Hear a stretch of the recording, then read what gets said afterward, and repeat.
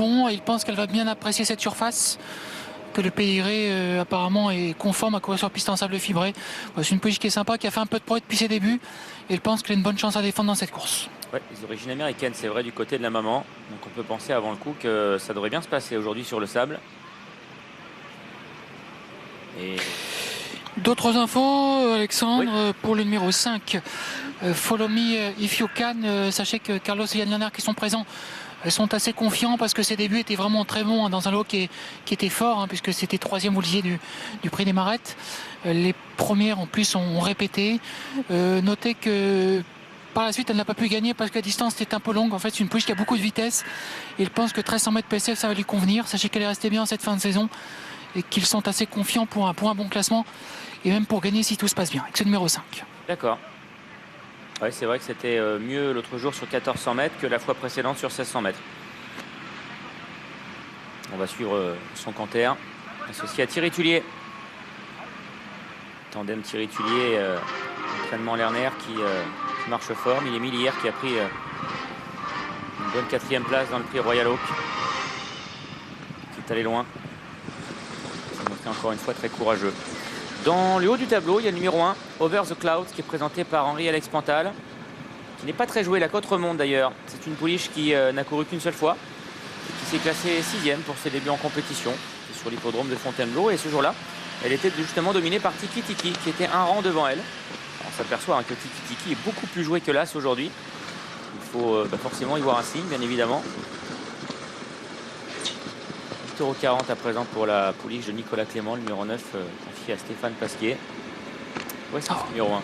D'autres, oui, j'ai discuté avec Lucas Delosier, il m'a dit que c'était une chance pour une place. Voilà.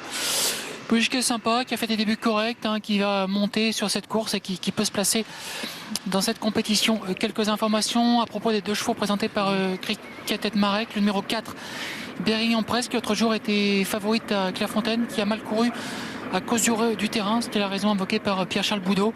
Donc on a changé de surface pour avoir du bon terrain ou de la PSF. Et Christiane Marek pense que le numéro 2 peut refaire parler d'elle. Donc c'est le numéro 4 plutôt, pardon. Berry Press.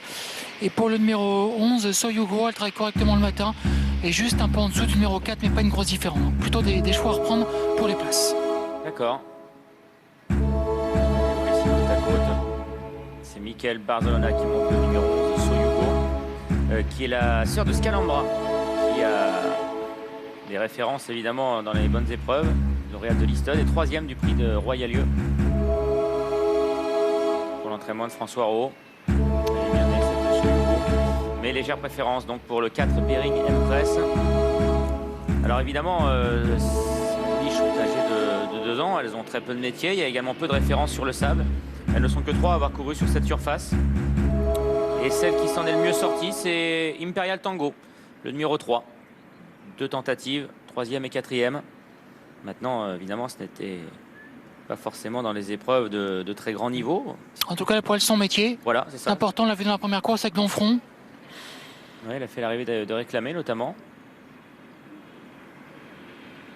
Alors, on notera que le 8 juillet à Deauville, Imperial Tango dominait Trust Home, qui depuis a pris sa revanche. On l'a vu à Cran, en dominant donc notamment le numéro 2, Mandoline Wind, et le 3, Imperial Tango.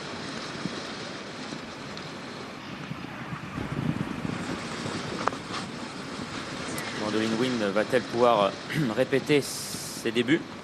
Et attention, numéro 8 pour une place, Alexandre. Ah oui, là, il y a de la cote.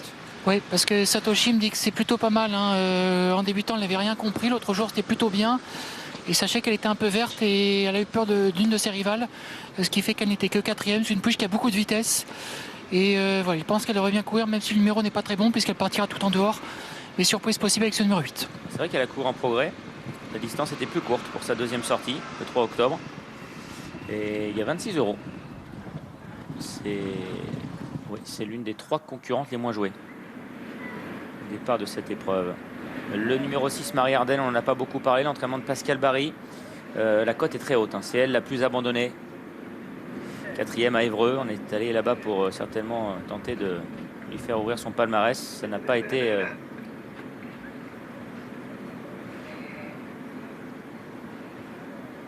suffisant puisqu'elle a dû se contenter de la 4e place. Voici Imperial Tango. qui a beaucoup de métiers. 7,80 €. La cote baisse d'ailleurs. Elle a pour elle son métier, la décharge et une aptitude au sable. C'est pas mal. Tout à fait le profil pour être dans les 3-4 premières d'une telle épreuve.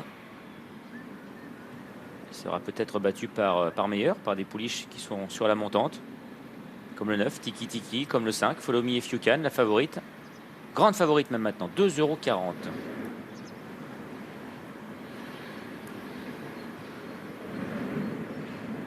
Et le 2 également, bien sûr, Mandoline Wind, qui n'a couru qu'une seule fois, qui a effectué de bons débuts, qui doivent maintenant être confirmés sur une autre surface.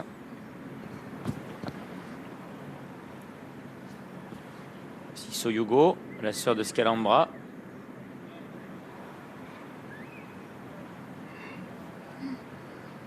Kazakh Marnan est représenté par le numéro 10, Crème de Crème. Outsider également.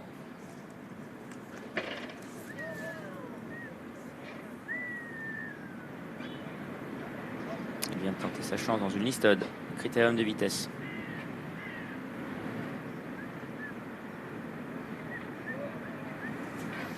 Allez, Mandoline Wind, le numéro 2, entre dans sa stalle. 5 €. On vous rappelle que c'est la deuxième favorite de l'épreuve, l'entraînement d'Iwan O'Neill.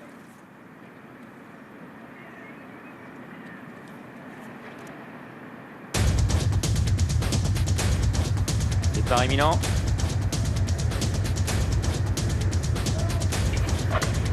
Et elle s'élance pour la 4e. C'est le prix des brisés. Il s'agit d'un Méden pour des pouliches de 2 ans qui s'affrontent sur 1300 mètres avec un très bon départ du numéro 9, Tiki Tiki. Côté corps, bien parti également la favorite. Le 5, Follow Me If You Can. À l'extérieur vient maintenant le numéro 8, Spunky Earth. Alors que le 11, Soyugo, est plutôt à l'intérieur, en compagnie également du numéro 3, Imperial Tango, qui est côté corde. Mandoline Wind, le numéro 2, vient en épaisseur, à l'extérieur notamment de Soyugo. Devant le 4, Bearing Empress. À l'arrière-garde, patiente, le numéro 6, Marie Arden, accompagné également par l'As Over the Clouds, ou encore la Kazakh Orange du numéro 7, Libre comme l'or. 3 pouliches de front maintenant pour bientôt sortir du tournant final avec côté corde le numéro 9, Tiki Tiki, Follow Me If You Can, le numéro 5 à son extérieur. En 3e position, le 8, Spunky Earth. À l'extérieur, tente d'accélérer également le numéro 11, Soyugo, avec Mandoline Wind, le numéro 2 qui vient librement à l'extérieur en compagnie également du 4, Bearing Empress.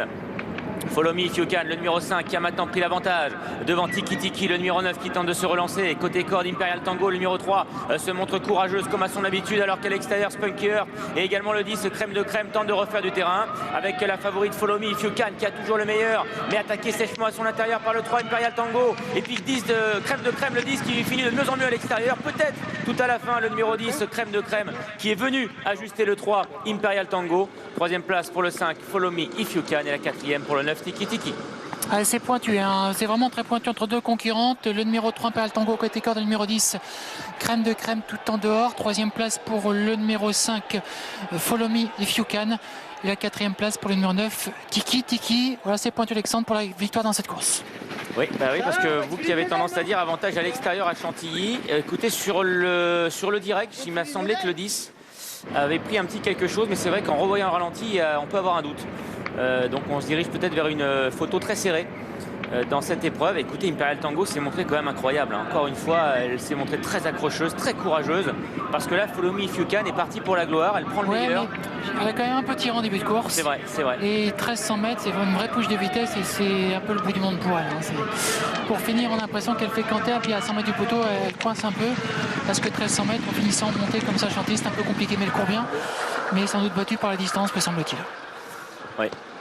Oui, certainement. Et écoutez, on n'a toujours pas le résultat de la photo. On se dirige peut-être vers une photo très serrée, comme je vous le disais. Donc, nous sommes un peu dans le doute. On revoit ici ralenti Amélie avant de vous rendre la main. Oui, sur ce document, on a le sentiment que c'est la corde qui a l'avantage. Mais sur le direct, tout à l'heure, il a semblé que ce soit le 10. Donc, on vous tient au courant dès que nous avons le résultat. Merci Alex. À voir donc le 3 ou le 10 pour cette première place pour la 4e épreuve du programme sur l'hippodrome de Chantilly. On aura donc le résultat d'ici quelques minutes. Je vous propose qu'on se quitte quelques instants, qu'on marque une très courte pause et on va retrouver les trotteurs à Enghien juste après ça. À tout de suite.